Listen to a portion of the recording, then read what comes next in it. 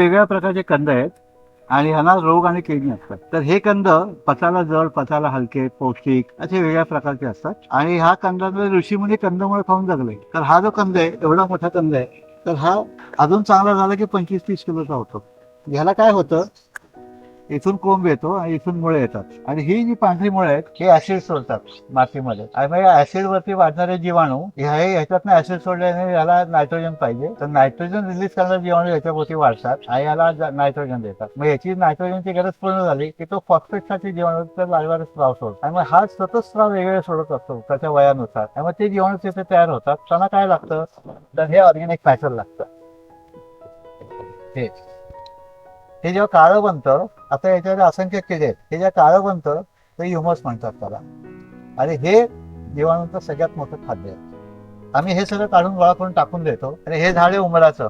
इथे खाली पडले ते सगळी उमराची फळ आहेत, त्याच्यामध्ये ग्लुकोज आहे, त्याच्यात तिथे जीवाणू वाढलेत आणि ते जीवाणू याचं पोषण करतात. आता हे मला जेव्हा लागवायचं आहे या आठवड्यात आम्ही लावू, ते असं काढणार आणि झाडाखाली लावणार. तो पण त्याला फांद्या येतील, पानं येतील. हा वेल विगरच ग्रोथचा वेल असतो आणि याची खोड चौकोनी आहे. सगळ्या वेलांचा खोड गोल असतो, याचा चौकोनी आहे. आणि हा क्लॉक वाईज डायरेक्शनने वरती जातो, बाकीचे सगळे अँटी क्लॉक जातात. तर असे कंद आहेत सगळे. आणि आम्ही भविष्यामधलं पीक हे कंद पीक आहे.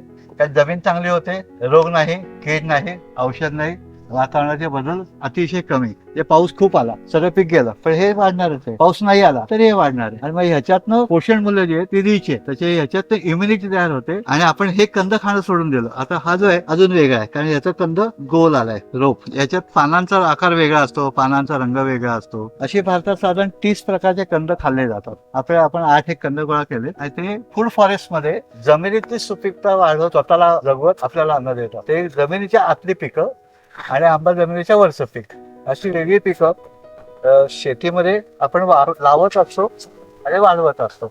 आपले पूर्वज हेच करत होते. आपण काळानुसार आणि आपली आर्थिक क्षमतेनुसार जेवण बदललं. अजूनही सगळे जंगलातले लोक, डोंगरातले लोक हे कंद खातात आणि त्याची त्यांची काटक शक्ती खूप असते.